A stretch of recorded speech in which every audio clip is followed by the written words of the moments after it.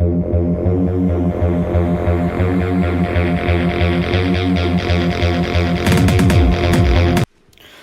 what's up guys, it's Vader and I'm back with another video for you guys today, and this is going to be taking a little look at the game Soul Reaver, sorry I keep calling it Soul Reaver, Legacy of Kain Defiance. This is basically the final game in the whole Soul Reaver trilogy, and what a remastered it is, what a remaster this game is. I've spent a good portion of my entire week just playing this game, because this game, like the first and the second one, were like a big part of my childhood, and this is like the OG 2003 graphics. You could actually switch in between the remastered graphics and obviously the 2003 graphics, and I love that.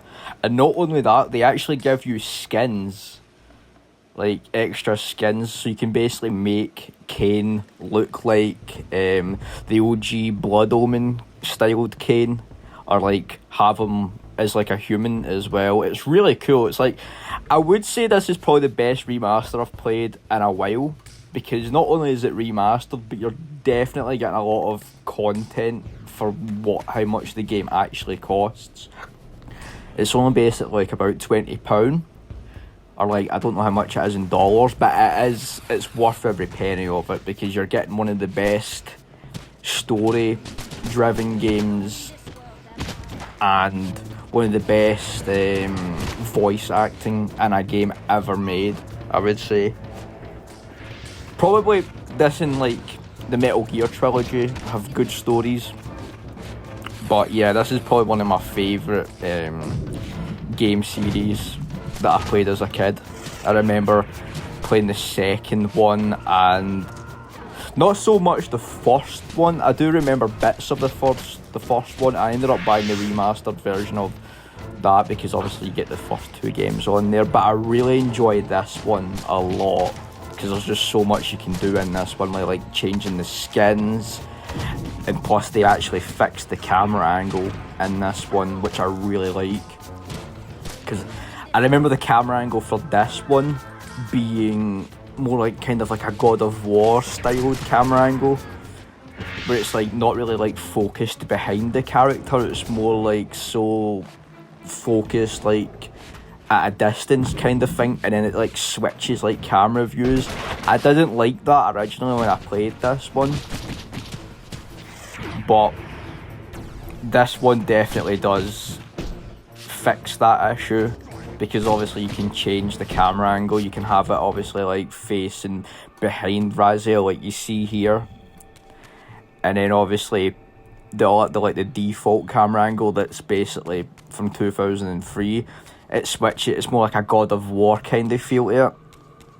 But I really like this game, really like it. And obviously you can change the graphics back to the original, and for the time the graphics on this look really good, and the combat as well is really good. It's like they basically like went all in with the combat on this one, because I remember the first two games, they weren't very much like combat heavy. They were more like would you call it, like puzzle driven games, and like shifting out of like the different like realms and stuff. Like you can go into like the spiritual realm, and then you go into like the what do they call it, the spiritual plane, and the I forget what they call it. You can basically like phase in and out of realms, basically. Material realm, that's it. So that's basically what we're in right now, is the material realm, and then you can get into like the spiritual kind of aspect of it as well, where it's like it's all discombobulated and stuff, and there's like just like stuff all around the place and stuff, and it's got like a really weird blue kind of filter to it as well. I really do like that. There is one little issue I have with this game, and these enemies right here it gets really repetitive when you like go into like the different like chambers and stuff for like the different elements of the Reavers for you to like do. and it just gets a bit repetitive, but I don't really mind that so much. I don't really mind that as much, because it's like, obviously they were trying something new with this one, and it's like, I don't really mind it as much, because the first two games were really good, like really, really good, and I didn't really play this one as much when I was a kid. I remember buying it and playing it for a little bit, and I just didn't like how the camera angle was. Like, I couldn't get used to the camera angle on it. But I'm really glad they fixed this with this remaster, because yeah, I can actually play it all the way through, and what a blast it is to play through it. Obviously you can change the graphics. I might do a separate video of like the different skins that you can get, but yeah, there are a lot of skins and they look really good. And one thing I really like as well about them is they don't actually some of them actually can change how the character actually feeds. Like, for instance, with the actual intro cutscene Raziel, where he's like just like a normal vampire, when you actually do the feeding of like the souls, his eyes actually glow red, and he's like got a different, obviously like a different part of it, which is really cool. So it's not just oh, here's a skin, basically. There's like, it's the same with the Kain skins as well, but I'll do that as a separate video on this. I definitely will, because this game is so much fun to play through. It's got a lot of replayability as well, especially like with the skins that you can unlock. And then obviously you can get skins as well. If you pre-ordered it, you get like a bonus set of skins, which has the concept art version, or like the original how Raziel was going to look. I think the same with Kain as well. So it's really cool that you get all of that with it. So honestly, it's probably the most worth that I've actually spent on like a remaster, and I've actually enjoyed every minute of it, and I do think that it's worth like the price that you're getting for it, because most remasters go for like about like 40 or so pound, and it's ridiculous just for a remaster of like an old like PlayStation 1 game or a PlayStation 2 game. It's really annoying, but I'm really enjoying this one, because yeah, everything is just basically like more up to date and stuff, especially like with the camera angles. And the effects as well are very different. It's the same with the loading screen as well. They changed like the way that the loading screen is, and obviously like the logo and stuff. But I definitely do like this game. I can't praise it enough.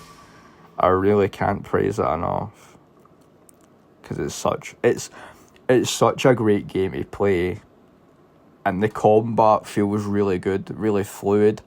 There are some little instances like you saw there when like the hit detection and like the stun that you get put into, it's really like you're stunned and you can't get back up again. It takes like a few seconds for you to like be able to move around again, especially like the guys with like the big hammers and stuff. But yeah, that's just a little minor little nitpick there. I should have realized what it was they worshipped. And the dialogue, like I mentioned, the voice acting is so fucking good.